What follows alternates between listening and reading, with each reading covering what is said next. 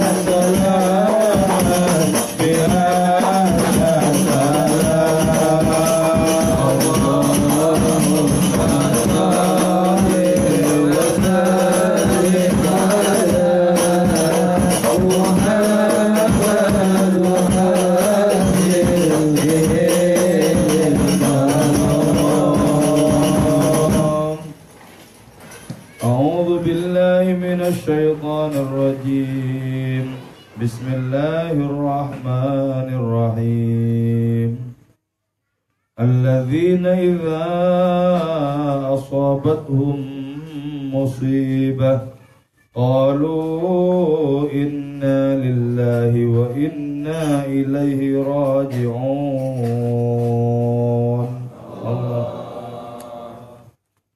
Allah memerintahkan kepada nabinya untuk memberikan kabar gembira kepada orang-orang yang sabar.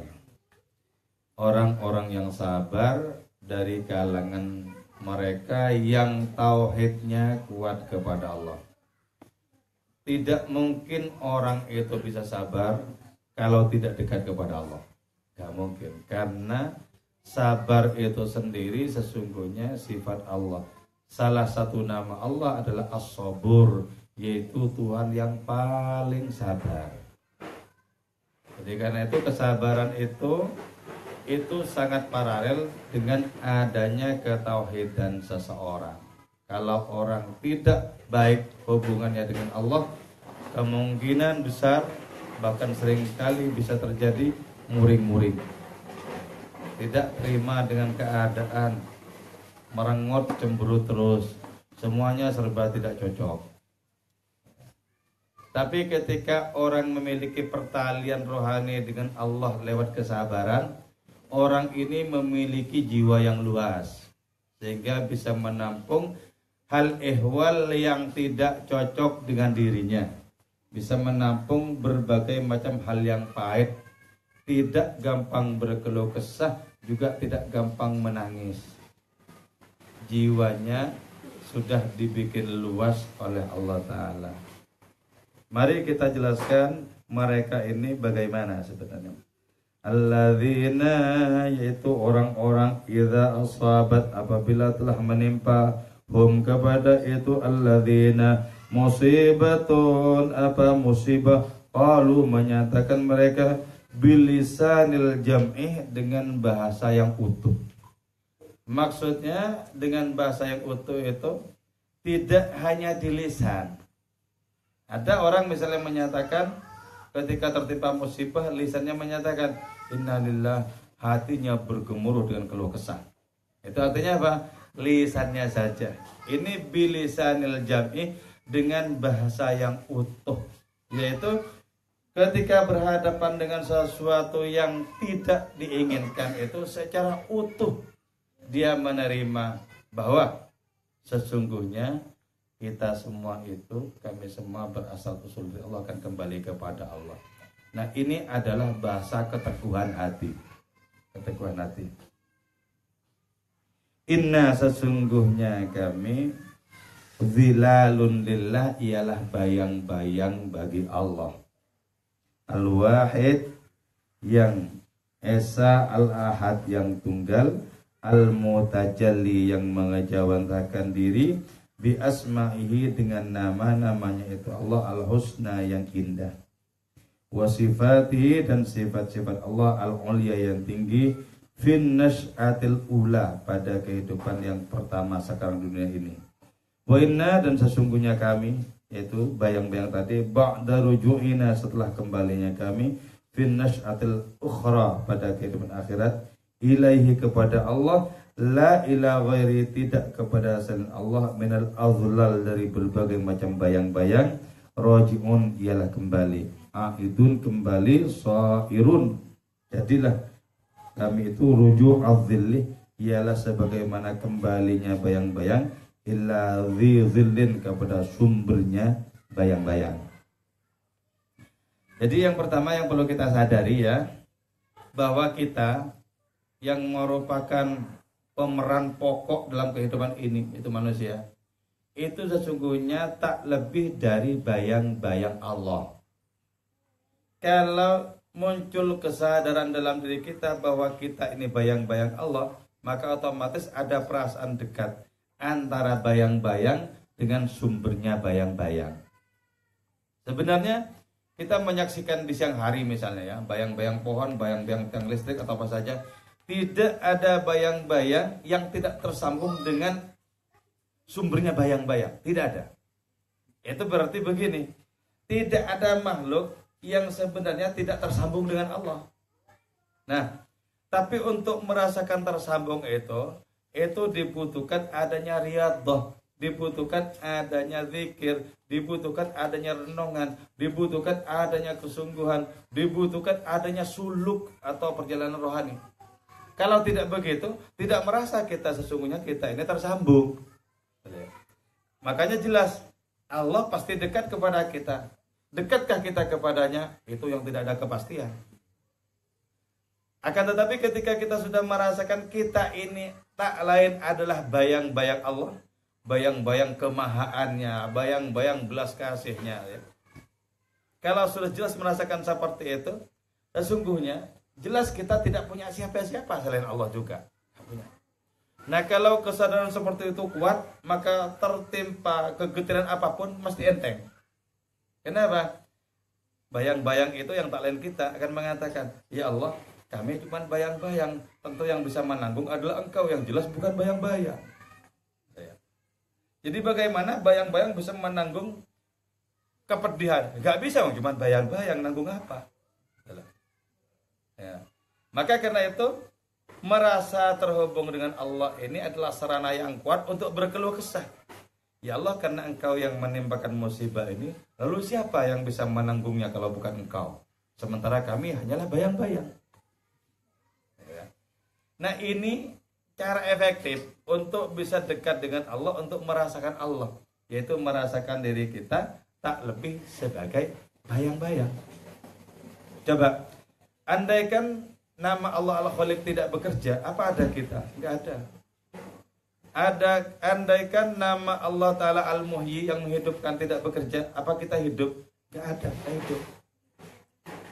Andaikan bukan karena sifat samanya Allah, kita tidak bisa mendengar. Andaikan bukan karena sifat basarnya Allah, kita tidak bisa melihat. Andaikan tidak karena sifat wujudnya Allah, kita tak mungkin memiliki ada ini, tak memiliki wujud. Nah, ini kan enak. Jadi perbedaan kita dengan para nabi itu cuma di sini sebenarnya. Tapi ini bukan cuman ya. Ini masalah besar. Kalau nabi itu kan merasakan persis dirinya tak lebih sebagai bayang-bayang, seutuh-utuhnya dirasakan sebagai bayang-bayang. Nah, kalau kita untuk mengalami tersambung saja sulitnya setengah mati. Merasakan tersambung dengan Allah sesulit-sulitnya. Wong sholat saja kita belum jaminan kita merasa tersambung kok. Apalagi bagaimana bisa secara utuh merasakan diri kita sebagai bayang-bayang. Gak mudah. Gak mudah. Ternyata untuk sampai kepada merasakan diri seutuh-utuhnya sebagai bayang-bayang, itu ternyata berbelit-belit. Jadi yang karena itu kita belajar mengungkapkan ini bilisanil jam'i, dengan bahasa yang utuh. Utuh artinya lahir batin kita tersentuh dengan Allah, sehingga dengan tegas kita katakan, inna, sesungguhnya kami Allah adalah zilalun laka, kami adalah bayang-bayangmu. Kami tak memiliki sumber bayang-bayang selain Engkau. Nah, Allah Ta'ala itu gimana? Pertama, Al-Wahid.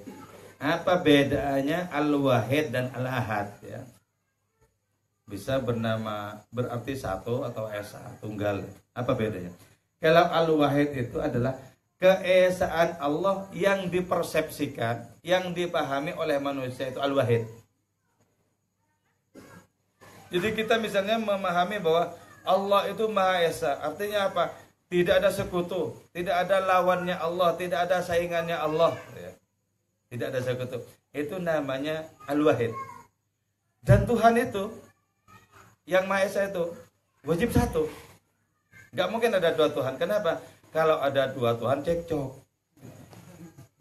Kalau nggak usah ada dua Tuhan, dua calon saja cekcok. Dua Tuhan, gak mungkin. Kalau masih ada duanya pasti bukan Tuhan. Pasti bukan Tuhan. Wajib satu. Wajib satu. Karena itu diungkapkan dalam Al-Quran, "Lau kana fihi ma'alihatun illallah la fasadata." Andaikan betul-betul ada Tuhan di langit dan di bumi selain Allah, pasti langit buminya hancur. Kenapa? Sama-sama rebutan kuasa. Jadi tunggal. Jadi kita dalam pemahaman ini betul-betul bisa merasakan tunggalnya Allah, esanya Allah, sendirinya Allah, yang tidak direcoki oleh apapun. Karena itu jangan dipahami bahwa setan itu saingannya, bukan saingan itu. Itu saingan kita, bukan saingan Allah setan itu. Jadi nggak usah ke Allah itu, cukup sebagai saingan kita saja. Kadang kita kalah, kadang kita ambruk. Sama saja kalau begitu. Pokoknya nyatanya sering begitu. Kalau kadang-kadangnya bergantian lumayan. Kita kalah, kita menang, sok menang lagi, kalah lagi. Seperti dalam film-film India. Lumayan. Seringnya itu kalah terus. Tiap malam kalah. Wah, itu bukan pertandingan. Kalau sudah ambruk itu dihitung 10 kali, kalau tidak bangun, gugur. 1, 2, kayak tinju itu. Gugur. Kita dihitung sampai ratusan kali nggak bangun juga. Nah, itu yang harus kita perbaiki dalam kekuatan rohani kita. Terus Allah itu Al-Ahad. Al-Ahad itu apa? Keesaan Allah Ta'ala yang tak tersentuh oleh perspektif manusia, oleh persepsi manusia. Jadi keesaan Allah Ta'ala yang tidak bisa sepenuhnya tersentuh, yang berada di luar pemahaman manusia, itu Ahad. Ahad. Al-Mutajalli bi Asmaul Husna. Allah itu bertajalli dengan nama-namanya yang indah. Nama-nama Allah Ta'ala kan jelas ya, Ar-Rahman, Ar-Rahim, Al-Malik, Al-Qudus dan seterusnya. Terus kerjanya itu apa? Realisasinya itu apa? Jelas sekali. Ketika kita menyaksikan Allah memberikan karunia tidak saja kepada orang yang tunduk, tapi juga kepada para pembangkang, orang-orang yang kufur juga dikasih karunia, itu berarti Allah Ta'ala sedang menerapkan namanya Ar-Rahman. Ar-Rahman. Jadi Allah Ta'ala memberikan rezeki kepada yang tunduk maupun kepada orang yang ngumpat-ngumpat kepada Allah, tetap kasih rezeki. Ya. Ini perbuatan Allah seperti ini jarang bisa diikuti oleh hamba-hambanya. Biasanya kan kita memberikan sesuatu kepada orang yang cocok untuk diri kita. Nah, kalau yang maki-maki itu, wah, sulit rasanya dengan lega hati kita memberikan, ya udah ini sulit. Jadi kalau sampai memberi, pasti yang diberikan mungkin batu bata itu. Nah, kita mau mencontoh Allah di sini ini sulit banget. Sulit banget. Untuk memberikan sama kepada orang yang cocok dengan hati kita dan yang tidak cocok, sulit banget. Tetap punya alasan untuk tidak memberikan kepada yang tidak cocok, sebagaimana tetap punya alasan untuk memberikan kepada yang cocok. Jadi kita mau ngikuti nama Allah yang pertama saja dalam Asmaul Husna, sudah kesulitannya setengah mati. Kesulitannya setengah mati. Jadi tidak sepenuhnya bisa seperti itu. Sama ya, dalam konteks tertentu Nabi kita juga tidak bisa untuk menerapkan namanya Ar-Rahman ini. Contohnya begini ya. Ketika sudah Fathu Mekah, ketika Nabi sudah berjaya di Madinah, kemudian melakukan adanya penaklukan dengan damai, penaklukan kota Mekah dengan damai. Di situ ada seseorang yang dulu di perang Uhud pernah membunuh pamannya Nabi, yaitu Hamzah, dengan tombak pendek. Jadi terkenal dengan kelihayannya memainkan tombak pendek serat. Itulah orang sewaannya Abu Sufyan dan istrinya Hindun. Nah di kemudian hari orang ini yang bernama Wahsy ini masuk Islam. Ketika mau berjumpa Nabi di Madinah, Nabi mengakui bahwa beliau ini masuk Islam, si Wahsy masuk Islam. Tapi Nabi bersabda, tolong, jangan kau tampakkan dirimu di depanku, tolong. Aku teringat pamanku dan aku sedih. Iya, udah masuk Islam sudah, tapi jangan di sinilah. Jadi tidak bisa sepenuhnya misalnya, oh iya sesama muslimnya, enggak juga. Jadi ada perasaan yang sangat manusiawi, yang ketika melihat si pembunuh ini yang sekarang sudah masuk Islam, tetap saja kepedihan itu menyayat-nyayat jiwanya. Teringat pamannya, itu Hamzah bin Abdul Muthalib. Itu untuk menunjukkan apa? Hanya Allah yang sepenuh-penuhnya bisa menerapkan Ar-Rahman itu. Hanya Allah. Ini tidak mudah ya, tidak mudah untuk mendoakan seluruh makhluk itu tidak mudah. Mendoakan orang beriman sekaligus bajingan enggak mudah. Ya Allah, ya. Kenapa hati sedemikian sempitnya? Allah bertajalli dengan nama-namanya. Nah kalau Allah Ta'ala bertajalli dengan namanya Ar-Rahim, Allah menunjukkan kasih sayangnya kepada orang-orang beriman. Ini karunia lebih spesifik, lebih istimewa dengan Ar-Rahimnya ini. Kalau Ar-Rahman itu karunia yang diberikan secara merata. Tapi Ar-Rahim itu memberikan karunia secara istimewa kepada orang-orang pilihannya dari kalangan mereka yang beriman. Misalnya dia dikasih apa? Dikasih kenikmatan menyembah Allah, dikasih kerinduan kepada Allah, dikasih degup-degup cinta kepada Allah Ta'ala. Itu rahimiyah Allah Ta'ala kepada kita. Yang tak akan diberikan kepada orang-orang yang melanggar, ingkar dan tidak tunduk, tidak akan diberikan. Ini yang disebut dengan Allah Ta'ala itu bertajalli. Jadi nama-nama Allah itu terrealisir di dalam kehidupan nyata seperti sekarang ini. Al-Malik, Al-Qudus dan seterusnya ya. Wa sifatil ulya, Allah juga bertajalli dengan sifatnya yang maha tinggi. Apa bedanya nama dengan sifat? Kalau nama itu atribut ya, katakanlah panggilan itu. Tapi kalau sifat itu adalah ketika perbuatan berulang-ulang dan menunjukkan adanya konsistensi, itu namanya sifat. Sifat. Contoh, misalnya kita senantiasa tersenyum, senantiasa bersyukur. Dan itu sudah teruji selama bertahun-tahun begitu. Nah itu sudah teruji, itu namanya sifat. Sementara atributnya itu disebut sebagai nama. Ada seseorang yang sangat dikagumi oleh Ibnu Arabi sepanjang pengembaraan rohaninya ke dalam berbagai macam negara.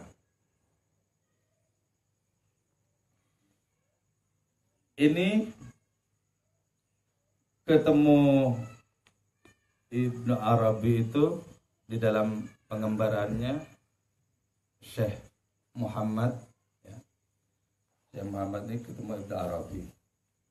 Ini dinisbatkan kepada sebuah negara di Timur Tengah sana. Aku masih lupa namanya ini ya. Tapi ini sudah masuk Afrika. Nah, semoga nanti ingat. Ibnu Arabi bilang kepada Syekh Muhammad yang dijumpai ini, selama pengembaraan saya tidak pernah menemukan orang yang lebih berbahagia ketimbang jenengan. Tidak menemukan orang yang lebih berbahagia. Sebab Ibnu Arabi itu mengamati Syekh Muhammad ini dalam kondisi apapun itu, wajahnya sumringah dan senyum terus. Ketemu yang manis, ketemu yang pahit, terus tidak berubah seperti itu. Tidak berubah seperti itu. kata Ibn Arabi, ini betul-betul mengagumkan dalam dunia rohani. Mengagumkan dalam rohani.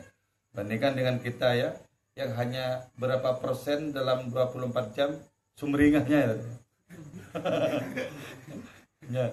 hanya berapa persen, kecil sekali ya. Bangun tidur langsung meremot. Nah, si Syekh Muhammad ini menjawab begini. Sebenarnya juga dulu saya dipermainkan, dipimpong oleh persoalan kehidupan. Ketika sesuatu yang menyenangkan datang kepadaku, aku berbahagia.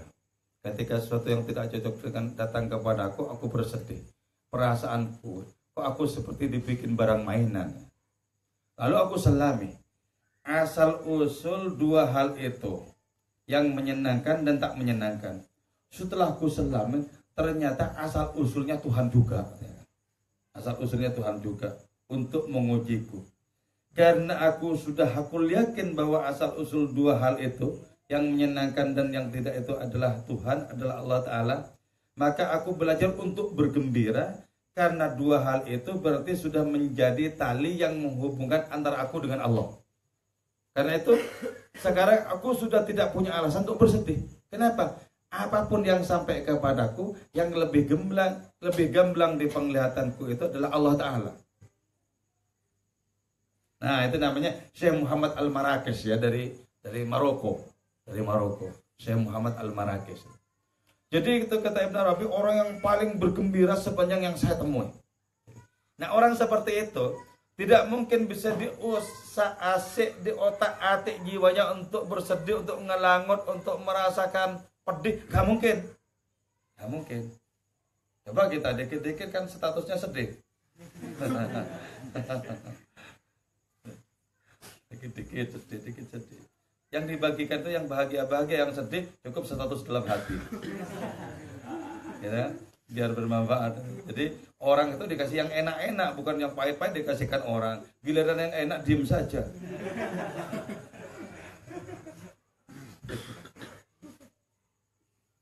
Syekh Muhammad Al-Marrakesh. Nah, kata Ibn Arabi begini, andaikan aku bukan seorang pengembara, tentu aku ingin bersamamu terus menimba sifat-sifat Allah dalam dirimu. Kata Ibn Arabi. Kata Syekh Muhammad Al-Marrakesh juga begitu. Andaikan aku pengembara, pasti ku ikuti kemanapun kau pergi. Tapi itu rupanya merupakan perpisahan, pertemuan yang terakhir. Itu merupakan perpisahan setelah itu. Nah, yang bisa kita ambil itu kan begini. Ketika orang sempurna menjadi bayang-bayangnya Allah Ta'ala, maka dari saking kuatnya hubungan bayang-bayang dengan asal-usul bayang-bayang itu, orang ini juga tidak terlukai oleh apapun. Ketika bayang-bayang ini, ketika orang ini berdoa, dia merasakan, ya Allah, sesungguhnya aku merasakan Engkaulah yang berdoa pada dirimu. Bagaimana mungkin tak diijabahi? Mustahil lah. Jadi orang yang lengket dengan Gusti Allah itu ketika berdoa, dia merasakan Allah sedang menengadahkan tangannya dan berdoa kepada dirinya sendiri. Nah, kepada orang yang seperti itu, pantas kita titipkan nasib kita. Sebab apa? Kalau sampai nama kita berada di hati orang seperti itu, sementara hati orang itu dipandang terus oleh Allah Ta'ala, boleh jadi menjadi sarana kemuliaan diri kita. Jadi, lengketnya dengan Gusti Allah itu, lengketnya dengan Gusti Allah. Sehingga apa yang menimpa umat manusia sudah tidak menimpa orang ini lagi. Orang-orang banyak dipingpong oleh persoalan, orang ini justru mempingpong persoalan. Nah, bilang kepada persoalan, sini gantian kamu tak pingpong sekarang. Memang seenaknya apa? Pingpong aku terus. Memang aku nih cewek apaan?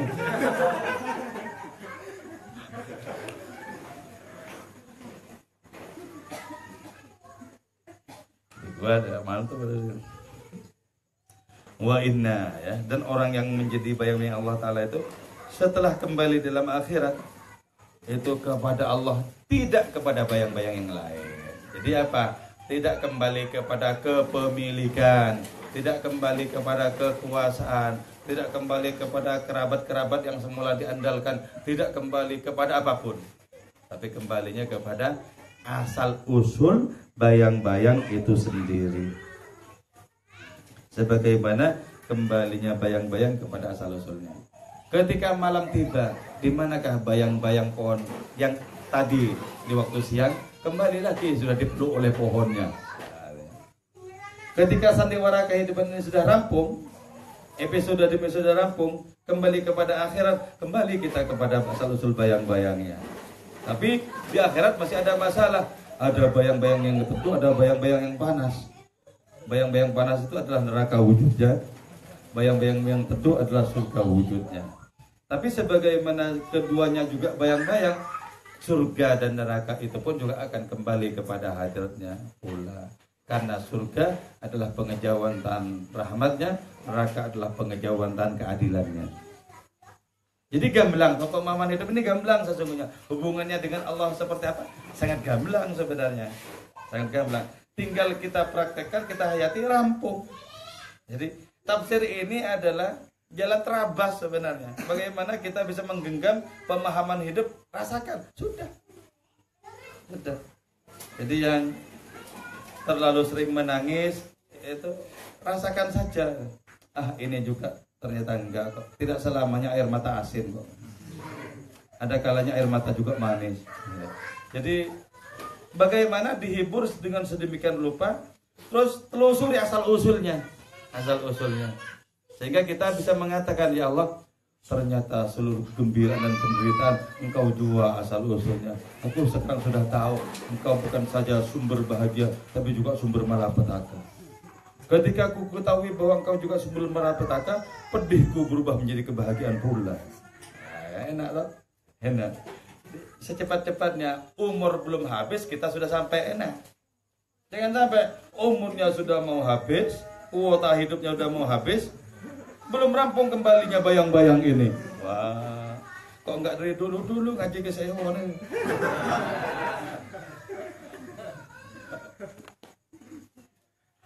Ya, setelah gamblang seperti ini, tinggal satu, yaitu pengharapan kepada Allah. Karena tak mungkin bisa kita realisasikan tanpa pertolongan Allah Subhanahu wa taala. Hasbunallah wa ni'mal wakil, ni'mal maula wa ni'man nasir, la haula wala quwata illa billahil azim.